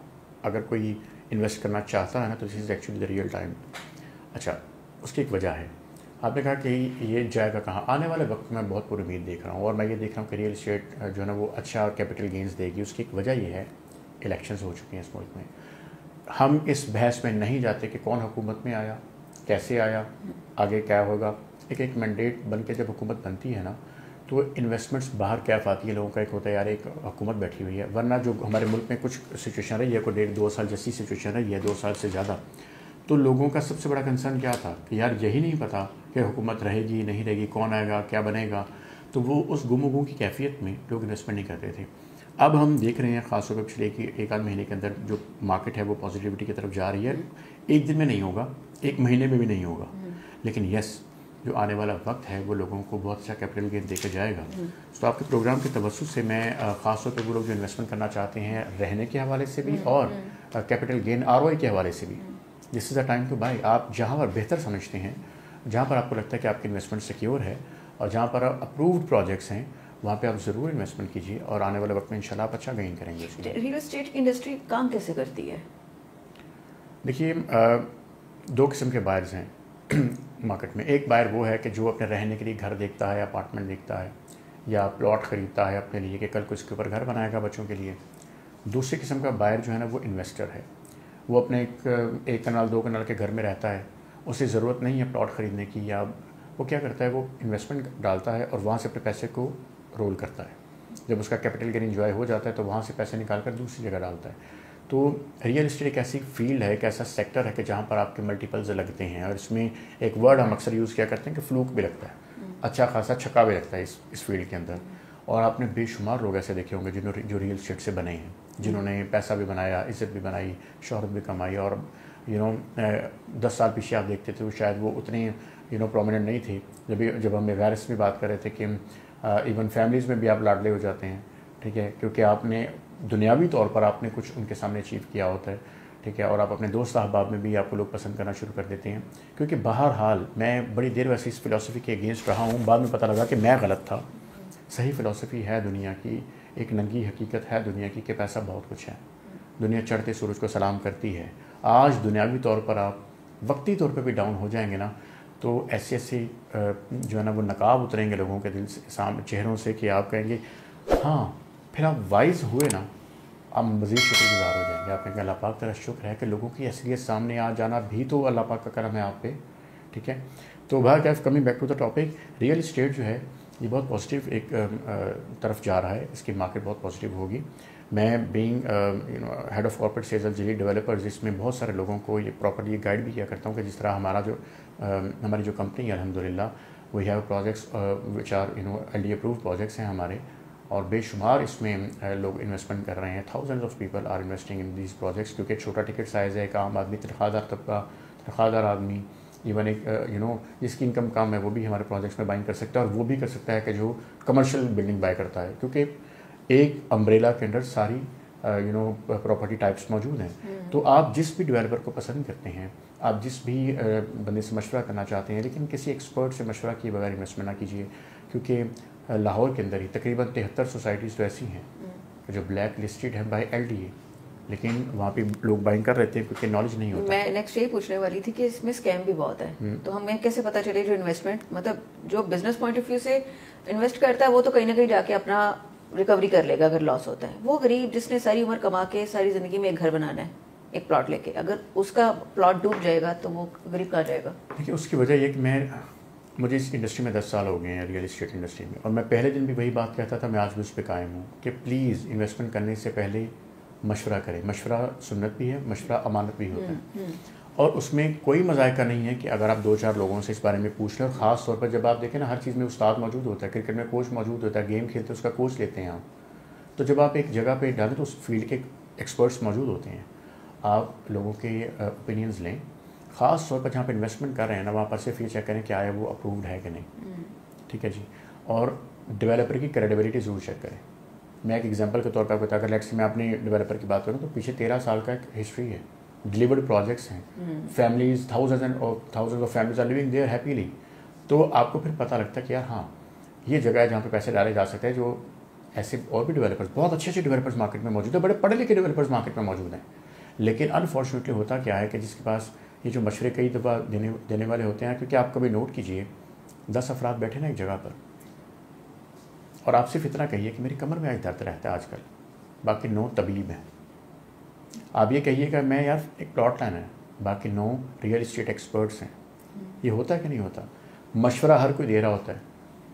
میں یہ بھی نہیں کہہ رہا کہ وہ غلط مشورہ دے رہے ہو, اپنی دانش میں اپنی انٹینشن میں پازیٹیو ہی دے رہے ہوتے ہیں سارے, آپ کی کیئر بھی بات کر رہے ہوں گے, لیکن کیا آپ کو تو اندازہ ہونا چاہیے نا خریدتے وقت اگر کی کریڈیبلٹی کیا ہے, اس کا مشورہ کتنا وزن رکھتا ہے. اس کے پاس اس فیلڈ کا نالج کتنا ہے, کیا جو مجھے مشورہ دے رہا ہے کیا یہ خود ریئل اسٹیٹ انویسٹر ہے, یا جہاں پہ پیدا ہوا تھا ابھی بھی اسی گھر میں رہ رہا ہے, ٹھیک ہے, بس ایک چلتے پھرتی بات ہے, وہ تو مجھے بھی مت ہے. تو پلیز آپ کانٹیکٹ کیجیے کنسلٹنٹ سے, لوگوں سے پوچھیے, آپ کو بڑے اچھے لوگ اس فیلڈ میں مل جائیں گے. اور اب تو سوشل میڈیا کا دور ہے, صرف جو ہے نا وہ تصویروں کے اوپر چیزیں نہیں بکتی, آن گراؤنڈ جا کے چیزوں کو دیکھیے. اسکیمز آپ نے جو بات کی یہ بالکل صحیح ورڈ ہے, بہت فراڈ ہوا ہے خاص طور پہ اوورسیز پاکستانیز کے ساتھ. اوورسیز پاکستانی یہاں پہ بیٹھے ہوئے پاک عرب آپ کے سامنے ہیں, لیکن ان کے متاثرین میرے آس پاس ہیں, میں نے خود دیکھے ہیں لوگ. ایک لائن میں اس کا جواب دوں, نقل جو ہوتی ہے نا وہ اس بات کی دلیل ہوتی ہے کہ اصل مارکیٹ میں موجود ہے, اصل کی طرف جائیے. اب وہ اصل سمجھنا اور آئیڈینٹیفائی کرنا مشکل ہے نا. مارکیٹ بہت سیچوریٹڈ ہو چکی ہے اس وقت. انویسٹمنٹ کے پوائنٹ آف ویو سے اگر دیکھیں تو کہاں انویسٹ کریں, کس شہر میں کریں, کس پروجیکٹ میں کریں, کیا پروفٹ مارجن رہے گا, اس کو کیسے انالائز کیا جائے؟ دیکھیے اس کے لیے تو آپ کو وہی بات ہے کہ آپ کو ایکسپرٹس بتا سکتے ہیں نا. آپ کسی بھی پراپرٹی کنسلٹنٹ سے ملیں گے, وہ پروجیکٹ بہتر ہے اس کو بہتر کہے گا. بہت کم آپ کو لوگ ایسے ملتے ہیں کہ جو سیلز مین نہیں ہوتے, کنسلٹنٹ ہوتے ہیں. آپ مجھ سے پوچھیں کہ Usman I want to invest like this much amount, میں کہاں انویسٹ کروں؟ تو اگر تو میں صرف سیلز مین ہوں نا, میں آپ سے کہوں گا کہ میرے پاس یہ چیز ہے, یہی خریدنی ہے, بے شک وہ آپ کو سوٹ کرتی ہے یا نہیں کرتی. اگر میں کنسلٹنٹ ہوں, جو کہ میں ہوں الحمدللہ, تو میں آپ سے پہلے یہ جاننے کی کوشش کروں گا کہ آپ کی نیڈ کیا ہے, آپ کی ضرورت کیا ہے. آیا آپ رہنے کے لیے اگر دیکھیں نا, اگر آپ اپنے گھر میں رہ رہی ہیں ماشاء اللہ ایک اچھے گھر میں, اور میں آپ کو یہی کہوں گی میں نے آپ کو گھر بیچنا ہے, تو میں کہاں کا کنسلٹنٹ ہوں؟ مجھے آپ کی انویسٹمنٹ وہاں پہ کروانے جہاں پہ آپ کو ROI ملے. آپ ریٹرن آن انویسٹمنٹ لے کر ایگزٹ کر کے کل کو دوسری جگہ انویسٹ کریں. آپ کل کو مجھے دعائیں دیں اور دوبارہ مجھ سے ہی مشورہ کریں کہ اب میرے پاس اتنے پیسے ہیں, آپ کہاں ڈالنے ہیں, رائٹ. تو اس لیے یہ دیکھنا بڑا ضروری ہے کہ مارکیٹ میں ایک تو نیڈ ایڈریس کرنا بہت ضروری ہے, دوسرا بجٹ ایڈریس کرنا بڑا ضروری ہے. جتنے لوگ ریئل اسٹیٹ سے وابستہ ہیں, میں ان کنسلٹنٹس کو, ان سیلس پرسنس کو بھی یہ گائیڈ لائن کے طور پہ کہنا چاہوں گا کہ ہمیشہ کلائنٹ سے اس کی نیڈ اور اس کے بجٹ کو سمجھیے. اس کی وجہ یہ ہے کہ یہ دو چیزیں ہیں جو آپ کو صحیح رہنمائی دیں گے کہ آپ نے رہنمائی دینی کیا ہے آپ کو پہلے, اور اس کے بعد آپ اس قابل ہوں گے کہ آپ اپنے کلائنٹ کو دیکھیں. کبھی بھی کلائنٹ کو یہ نہ سمجھیے کہ جس طرح وہ ایک عام ٹرم یوز کی جاتی ہے, یار بکرا آ گیا چھری پھیرنی ہے. Don't do this. جس طرح آپ نے کہا, میں اس بات کا میں بڑی اس کو نا دل سے محسوس کرتا ہوں. ایسے لوگ ہوتے ہیں جنہوں نے پوری زندگی محنت کر کے ریٹائرمنٹ کا پیسہ ہوتا ہے, اپنے بچے کی شادی کرنی ہوتی ہے, اپنے بچے کو ایک تحفہ دینا ہوتا ہے پلاٹ کا, یا انہوں نے بڑی ہارڈ ارن منی ہوتی ہے جو باہر سے اوورسیز پاکستانی کما کے ریمیٹنسز کی صورت میں بھیجتا ہے کہ یار ریئل اسٹیٹ میں پیسہ لگا دوں, کوئی چیز لے لوں, کل کو میں نے واپس آنا ہے یا میرے بچوں کے لیے میں کچھ بنا دوں. تو اس ذمہ داری کو محسوس کریں کہ آپ کے اوپر اللہ پاک نے, آپ ایک منصب پر بیٹھے ہیں. جس جگہ میں بیٹھا ہوں, جس جگہ آپ بیٹھی ہیں, جس جگہ ایک سیلز مین بیٹھا ہے, اگر ان سے کوئی مشورہ مانگ رہا ہے تو پہلی بات تو مشورہ امانت ہے, مشورہ سنت ہے. اور اس کے بعد آپ کو اللہ پاک نے اگر ایک منصب دیا ہے کہ جس پر لوگ آپ پر ٹرسٹ کر رہے ہیں, تو ٹرسٹ انویسٹمنٹ کی ہے اس نے آپ پر, بھروسہ نہ توڑیں. صرف اپنی سیل کے لیے غلط ٹریک پہ نہ لے کے جائیں. یوتھ کی طرف آتے ہیں. ریئل اسٹیٹ کو اگر ہم ایز اے پروفیشن بات کریں تو اگر ہمارے آنے والے بچے جو اپنے کریئر کا سٹارٹ کرنا چاہ رہے ہیں وہ ریئل اسٹیٹ میں آئیں تو کیسے آئیں, کیا اسکل سیٹ ریکوائرڈ ہے, کیا ایٹیٹیوڈ ان میں ہونا چاہیے کہ وہ اچھا سیل مین یا سیل ویمن بن سکتے ہیں؟ جی بالکل ٹھیک ہے. دیکھیے اس میں سب سے پہلے تو امپورٹنٹ چیز ہوتی ہے کہ میں ہمیشہ کہتا ہوں تعلیم ضرور مکمل کریں. اگر آپ کا انٹرسٹ اس فیلڈ میں نا, اس فیلڈ میں جائیے. میں ایسے انجینئرس کو جانتا ہوں جو میرے پاس ریئل اسٹیٹ میں میری ٹیم میں کام کرتے ہیں. They are proper engineers. Can you imagine I have 5 doctors جو میرے ریئل اسٹیٹ کے اسٹوڈنٹ ہیں, وہ MBBS ڈاکٹرز ہیں. 2 فزیوتھراپسٹ بھی میرے شاگرد ہیں, ریسنٹ پاس میں میرے ساتھ میں سے سیکھ کے گئے ہیں. تو ڈاکٹر انجینئر ہو کے بھی اب ان سے جب پوچھا تو کہتے ہیں نہیں سر ریئل اسٹیٹ میں پیسہ بڑھا. تو بھائی نہیں پڑھنی تھی, وہ ڈاکٹری نہیں کرنی تھی. دیکھیے ضروری نہیں ہے, ایک تو ہمارا یہ بھی معاشرے میں کانسیپٹ ہے نا, یا ڈاکٹر بنانا یا انجینئر بنانا. بیٹی پیدا ہو کے ڈاکٹر بنا دو, بیٹا پیدا ہو کے انجینئر بنا دو.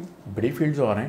تو آپ نے جس فیلڈ میں جانا ہے اس فیلڈ میں تعلیم حاصل کیجیے, اس میں اسپیشلائزیشن لیجیے, تاکہ آپ کو یہ تو پتہ لگے نا کہ نو ڈاؤٹ پریکٹیکل اور ہے لیکن تھیوریٹیکل سمجھ میں آئے گا تو آپ کو پتہ لگے گا کہ امپلیمنٹیشن کیسے کرنی ہے. جی ہاں, آپ کی بیس وہ ہو. آپ مارکیٹنگ پڑھ رہے ہیں تو مارکیٹنگ میں اپنا کیریئر بنائیے. اگر آپ کا انٹرسٹ سیلز میں تو MBA یا مارکیٹنگ یعنی سیلز میں اگر آپ پڑھ رہے ہیں تو پھر آپ اگر آپ نے سیلز میں جانا ہے تو وہ والا کورسز کیجیے. اچھا, اس میں ایک چیز ایڈ کرنا چاہوں گی اپنے سوال میں ہی, ڈگری اور اسکل. کچھ لوگ مارکیٹنگ پڑھ لیتے ہیں اور کچھ لوگ نہیں پڑھ کے آتے, بٹ ان کی اسکل بہت اچھی ہوتی ہے مارکیٹنگ کی. مختلف چیزیں ہیں. میں اس چیز کی طرف میں جو اس کا پہلا پوائنٹ ہے وہ یہ کہہ رہا ہوں کہ اگر تو مجھے معلوم میں نے سوچا ہوا کہ میں نے زندگی میں کیا کرنا ہے تو مجھے میرے پاس اگر موقع ہے کہ میں تعلیم حاصل کر رہا ہوں تو مجھے اس ڈگری پہ جانا چاہیے. لیکن کچھ لوگ ایسے ہوتے ہیں, میرا اپنا شمار اس میں موجود ہوگا, کہ میں نے جو تعلیم حاصل کی ممکن ہے بعد میں آ کے یہی پتہ لگا نہیں یار یہ میری فیلڈ نہیں ہے, فیلڈ چینج تو کوئی مذائقہ نہیں ہے. اگر آپ اپنی فیلڈ چینج کرنا چاہتے ہیں لیکن اپنا کیریئر بنا لیجیے. دیکھیے 26 سال کی عمر تک لڑکی, 28 سال کی عمر تک لڑکے کو کم از کم یہ پتہ لگ جانا چاہیے کہ میں نے اپنا کیریئر کس فیلڈ میں کرنا. جی یہ نہیں ہوتا کہ وہ کہیں کامیاب ہو جاتی ہیں, لیکن ہم کم از کم اپنا سفر تو شروع کر سکتے ہیں کہ میں نے یہی کرنا ہے. بعد میں جا کے ٹریک پہ آ جاتے ہیں. Skill development is very important.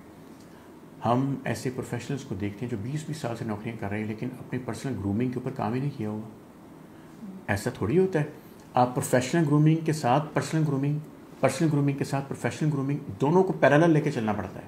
آپ اگر 10 سال پہلے کچھ تھے, آج اگر آپ 20 سال ہو گئے آپ کو نوکری کرتے ہوئے, تو آپ میں ایک بہت بڑا چینج ہونا چاہیے.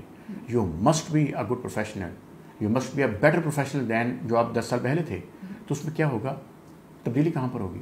آپ کی اسکلز بہتر ہو چکی ہوتی ہیں, آپ کو پتہ لگ چکا ہوتا ہے. اور اسکل کے لیے کیا ہے جی, ایک عام انسان 12 مہینوں میں 2-3 اسکل سیکھ لیتا ہے, لیکن جو اسمارٹ انسان ہوتا ہے نا وہ 4-5 سیکھ لیتا ہے. اور دیکھیے پہلی اسٹیج ہے اسمارٹ ہونا, جس کو ہم سمجھتے ہیں نا یار یہ بڑا اسمارٹ ہے, وہ پہلی اسٹیج ہوتی ہے. اس سے پہلے تو را مال ہے, اسمارٹ ہے. دوسرے نمبر پر بریلینٹ ہوتے ہیں, دوسرے نمبر پر انٹیلیجنٹ ہوتے ہیں, انفیکٹ جو ذہین ہوتے ہیں. تیسرے نمبر پر بریلینٹ ہوتے ہیں, چوتھے پہ جا کے جینیس ہوتے ہیں, 5ویں پر آ کر سمپل ہو جاتے ہیں. آپ بڑے بڑے سکسیزفل لوگوں کو دیکھیے, وہ بڑے سمپل ہوتے ہیں. اور یہ آج کل ہمارے پاس اکثر ہماری یوتھ کی کمپلین ہوتی ہے, بھائی سیلریاں نہیں ملتی اچھی, ہم جو چاہتے ہیں وہ فگر اماؤنٹ نہیں مل رہا. بھائی جاب مل گئی, ریٹینشن کیوں نہیں ہو رہی؟ کیونکہ اسکل ڈیولپمنٹ نہیں ہے. نوکری تو مل گئی, ایک اپرچونیٹی مل گئی آپ کو کام کرنے کی, لرن کرنے کی, اس کو یوز کرتے ہوئے اگر ہم اپنی اسکل کو ڈیولپ نہیں کر رہے تو پھر کیسے آپ کو گروتھ کیسے ملے گی؟ بالکل صحیح کہا جی. آپ ایک کمپنی میں رہتے ہوئے دیکھیے کوئی بھی کمپنی نا لائبلٹیز نہیں پالتی, خاص طور پر جب آپ سیلز کی بات کریے مجھ سے, تو سیلز میں تو کوئی بھی لائبلٹی نہیں ہوتی. سیلز والوں کے بارے میں تو کہا جاتا ہے نا یہ اپنی سیلری خود کما کے لاتے ہیں. خود مہینے کے شروع میں آپ کو ڈیسائیڈ خود کر سکتے ہیں کہ میں نے اس میں اتنا کمانا ہے. یعنی سیلز ایک ایسی فیلڈ ہے کہ اگر مجھے یہ پتا ہے کہ 3 مہینے بعد میری فیملی میں ایک شادی ہے اور مجھے اس کے لیے اتنے پیسے چاہیے, تو میں نے اپنا جو کام ہے اس حساب سے کرنا ہے کہ میں اتنا کما لوں گا انشاءاللہ. تو آپ کو سب سے پہلے تو اپنے اوپر ورکنگ کی ضرورت ہے کہ کسی بھی کمپنی میں جا کے سب سے پہلے اس کا کلچر انڈرسٹینڈ کرنا ہوتا ہے. دوسرا پازیٹیولی کام کرنا ہوتا ہے, نیگیٹیوٹی کا شکار نہیں ہونا ہوتا. اور اس کے بعد پھر آپ کو سسٹم پہ بھروسہ بھی کرنا ہوتا ہے. ٹھیک ہے, کیونکہ یاد رکھیے گا نیگیٹیوٹی ہمیشہ زیادہ ہوتی ہے. میں اکثر ایک بات کہا کرتا ہوں کہ دنیا میں 4 قسم کے لوگ ہوتے ہیں نا. Great people talk about ideas, average people talk about things, small people talk about other people, Legendre's never talk, they perform. تو یہ 4 قسم کے لوگ ہیں نا. تو اگر آپ کے ساتھ کوئی پرفارمر بیٹھا ہے, کس نے زندگی میں اچیو کیا ہوا ہے, تو وہ لیجنڈ ہے, سیکھیں اس سے. اگر کوئی آئیڈیاز کی بات کرتا ہے نہیں تو وہ گریٹ ہے, سیکھیں اس سے. تیسری کیٹیگری مٹیریلسٹک, جو چیزوں کی بات کرتے ہیں اوائڈ کریں. لاسٹ والی who always talk about other people, بھاگ جائیں ان سے, کان نہ دھرے ان کے اوپر. کیونکہ آپ نے دیکھا ہوگا عثمان ایسے لوگ جو صرف لوگوں پہ نظر رکھ کر بات کر رہے ہیں نا, وہ کہیں نہیں کبھی جاتے, کامیاب نہیں ہوتے. وہ اپنے اس ایک سرکل میں رہتے ہیں. میں نے اپنے کیریئر میں, اپنی زندگی میں, اپنی نوکری کے اندر ایسے بریلینٹ لوگوں کو, نیگیٹو لوگوں کا شکار ہو کے کیریئر تباہ ہوتے دیکھے ان کے, میں آپ کو گنوا نہیں سکتا. لابنگ کلچر جو ہے, کیونکہ ان کو سمجھانے کے باوجود کسی کو جب یہ سمجھ آتی ہی نہیں کہ دیکھیں 4th کیٹیگری کیا میں نے آپ کو بتائی, small people talk about other people. یہ ہمیشہ آپ سے دوسروں کی بات کرو تو بھائی آپ سمجھ جاؤ نا, جو آپ کے پاس بیٹھ کر کسی کی بات کر رہا ہے وہ کسی کے بعد بیٹھ کر آپ کی بات بھی کر رہا ہے. تو ایسے بندے کے ساتھ تو آپ کو ربط ہونا ہی نہیں چاہیے. کیوں یہ کہا جاتا ہے اور یہ سمجھا جاتا ہے کہ کامیاب لوگوں کی آپ گیدرنگ دیکھیں, وہ کامیاب لوگوں میں بیٹھتے ہیں. جو اچیورز ہوتے ہیں وہ اچیورز میں بیٹھنا پسند کرتے ہیں. بچپن میں ہمیں ہمارے پیرنٹس کہتے تھے نا دوست اچھے بنانے. ہاں, کیوں کہا, مین از نون بائی ہز کمپنی. پڑھنے والے بچوں کے ساتھ دوستی کرنی ہے. آپ ہمیں زندگی میں الحمدللہ اللہ پاک کا ارب ہا شکر کہ اوقات نہیں تھی, لیکن اس نے منصب دے دیے. جب منصب پر آ کر سمجھ آئی کہ یہ بات حقیقت ہے, میں پسند کروں گا ان لوگوں کے ساتھ بیٹھنے میں جنہوں نے زندگی میں کچھ اچیومنٹ کی ہوئی ہے. میں ان کے ساتھ کھانا کھانا پسند کروں گا. کیوں؟ کیونکہ مجھے معلوم ہے کہ جب ان کے ساتھ کھانا بھی کھا رہے ہوں گے نا, تو جب گفتگو ہو رہی ہے نا, 4 قابل اور کامیاب لوگ بیٹھے ہیں نا, تو ان کے ایک دوسرے سے سیکھ رہے ہوتے ہیں. عام گفتگو میں بھی پتہ لگ رہا ہوتا ہے کہ یار وہ ایک ایسی بات کر جاتا ہے کہ یار یس یہ میرے اندر کمی تھی, کیونکہ وہ نیگیٹیوٹی سے بہت دور انہوں نے سفر طے کر کے یہاں تک آ چکے ہوتے ہیں. آن دی ادر ہینڈ, اگر میرا بیٹھنا اٹھنا لوگوں کے ساتھ ہے ہی وہی کہ جنہوں نے سارا دن ہم وہ کہتے ہیں نا کہ چیزہ لے لیا اس کی بات کر لی, نیگیٹو اپنے سے نیچے والوں کو دیکھنا شروع کر دیا, ابھی بھی نو پرفارمر ہے یار, کچھ نہیں ہو رہا, ان کو کیوں نہیں دیکھتے, پرفارمنس دیکھ کے اوپر بھی جا سکتے ہیں. تو دیکھیے ہر انسان کو اللہ پاک نے شعور دیا ہے. بعد میں 5 سال بعد, 6 سال بعد, 10 سال بعد آپ بیٹھ کے دیکھتے ہیں کہ یار کل کو یہ میرے ساتھ تھا, یہ کہاں کا کہاں پہنچ گیا, میں وہیں پہ رہ گیا. تو پچھتاوے کیا ہوا جب چڑیا چک گئی تھی, تب وقت گزر چکا ہوتا ہے. سو ایسے ہی ہے نا کہ انسان کامیاب تو بعد میں ہوتا ہے, پہلے مائنڈ سیٹ ہے. تو مائنڈ سیٹ ہوگا تو آپ اس ٹریک پہ محنت کریں گے اور کامیابی بھی لیں گے. لاسٹ میں چاہوں گی آپ یوتھ کو ایک میسج دیں, جو ہمیں بہت زیادہ کمپلین ہماری یوتھ کی طرف سے ملتی ہے, کام نہیں ہے, یہ نہیں ہے, گروتھ نہیں ہے, پاکستان چھوڑ کے جانا ہے. مجھے لگتا ہے پاکستان میں بہت کچھ ہے, مطلب میں بھی انہیں لوگوں میں شامل ہوں. مجھے اکثر لوگ پوچھتے ہیں اچھا آپ کہیں اپلائی کیوں نہیں کرتے, مطلب میں سمجھتی ہوں کہ لوگ کہتے ہیں امریکہ جاؤ ڈالر کماؤ. آپ محنت کرنے والے ہیں نا, پاکستان بھی امریکہ بن سکتا ہے, آپ کما سکتے ہیں یہاں بیٹھ کے بھی. کیوں, ہم وہاں بیٹھ کے جا کے 18 20 گھنٹے کام کرتے ہیں باہر جا کے. یہاں پہ پاکستان میں رہتے ہوئے مجھے آپ دکھا دیں, اپنے پچھلے 20 سال سے آپ بھی کام کر رہے ہیں, 8 گھنٹے کیا ہم ایمانداری سے, ہم اپنی بات کر لیں, ہم اپنی جاب پہ 8 گھنٹے ایمانداری سے کام کرتے ہیں؟ اللہ اکبر. یہ میرا بڑا سیریس ٹاپک رہتا ہے بچوں کے ساتھ. اکثر 2 ٹاپکس پہ زیادہ گفتگو کرتا ہوں بچوں کے ساتھ. یا بچوں سے مراد جب میں کہتا ہوں تو میں اپنی ٹیمز کی بات کرتا ہوں, یا اپنے انڈر ٹریننگ جو لوگ ہیں ان کی بات کرتا ہوں. پہلا ہے رزق حلال, دوسرا ہے پازیٹیو تھنکنگ. اس پہ میری زیادہ گفتگو ہوتی ہے. رزق حلال, کسب حلال, ایویں مل جاتا ہے رزق حلال, مانگنا پڑتا ہے رب سے کہ اللہ پاک ہر لقمہ حلال کا ہو. اور اس کے بعد کیا ہی مقام آتا ہے کسی موقع پر. الحمدللہ اس کی فیلنگ کو میں بڑا اچھا محسوس کر سکتا ہوں کہ جب آپ روزانہ رات کو سکون کی نیند سوئیں کہ یا اللہ پاک تیرا شکر ہے کہ اپنی دانش اور اپنی بساط کے مطابق حق حلال کر کے کھایا, وقت ضائع نہیں کیا. جو کمپنی نے جو ٹاسک دیے تھے, آفس نے جو ٹاسک دیے تھے, جو KPIs تھے میں نے وہ پورے کیے ہیں الحمدللہ. مطمئن ہوں کہ حلال کا کھا رہا ہوں. یہ فیلنگ اللہ پاک آپ کو دے دیتا ہے. تو کیا آپ کو بیٹھ کے روزانہ سوچنا نہیں چاہیے کہ کیا آج کا دن میں نے کمپنی جو مجھے پے کر رہی ہے, میں نے اس کے مطابق کام اگر نہیں کیا, یہاں سے آواز آنی چاہیے. سب سے بہترین آواز آپ کے ضمیر کی ہوتی ہے. آسک یور سیلف, 5 منٹ اپنے ساتھ اسپینڈ کر لیں سونے سے پہلے کہ وہ پورے دن کی ایک نا ویو کا ریویو لے لیں, آپ کو بہت کچھ پتہ مل جائے گا. آپ نے پاکستان کے حوالے سے بات کی, اچھا یہاں پر نا پھر توکل آ جائے گا. بڑی پیاری بات کہنے لگا ہوں. اگر میں نے اپنی زندگی میں 100 روپیہ کمانا ہے نا, تو عائشہ میں 100 ہی کماؤں گا. پاکستان کرنسی میں بھی ہو سکتا ہے, ڈالر میں بھی ہو سکتا ہے, اس سے زیادہ نہیں کمانا میں نے. ہاں ایمانداری سے کمانا اللہ پاک نے اختیار دیا انسان کو, شعور دیا ہے نا. یا خدا نہ خواستہ گناہوں میں آلودہ ہو کر بے ایمانی کے ٹریک کے اوپر چل کر اپنی قبر بھاری کر کے کمانا ہے, وہ میرے پہ ہے. کمانا 100 روپیہ ہی ہے. اگر تو ایسا نہیں ہے کہ دین نے منع کیا آپ کو کہ آپ تجارت نہ کریں, آپ دوسرے ممالک میں جا کے نہ کمائیں. اگر آپ کو حالات نہیں آپ کو سپورٹ کرے, پہلی پرائرٹی پر اپنا ملک رکھیں. پاکستان میں بہت پوٹینشیل ہے, پاکستان میں سب کچھ ہے. اور جو بات کر رہا تھا نا, معدنیات, میوہ جات, ہر نعمات, سورہ الرحمن میں جتنی نعمات کا ذکر ہے نا, پاکستان سورہ الرحمن کی تفسیر ہے. میں آپ کو پھر کہتا ہوں, قرآن پاک کا ترجمہ پڑھیے سورہ الرحمن کا. جس نعمت کا پڑھیں گے نا, ذہن میں اس نقشے سے پڑھیے کہ یاری پاکستان میں ہے. مصر اور پاکستان 2 ممالک ہیں 208 ملکوں میں. سورہ الرحمن میں بیان ہونے والی ہر نعمت ان 2 ممالک کے اندر ہے. تو کیا ہے کہ چینلائز نہیں ہو سکا. لوگ اللہ کے اس راز کو, یہ اللہ پاک کے رازوں میں سے ایک راز ہے, اس راز تک پہنچے نہیں ہیں.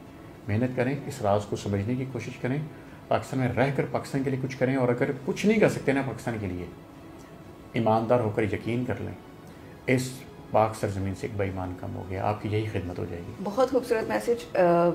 ٹائم کافی ہو گیا ہے, بہت ساری ہماری باتیں رہ گئی ہیں, اور میں اس سیریز کو کنٹینیو کروں گی. ہم ایک نشست اور کریں گے, اور جو چیزیں ہمارے جو ٹاپکس جو ہم نے شروع میں ڈیسائیڈ کیا تھا, ہم اس پہ بھی بات کریں گے. وہ انشاءاللہ ہم نیکسٹ سیشن میں کریں گے. تب تک کے لیے ہم اجازت دیں اپنی آڈینس سے.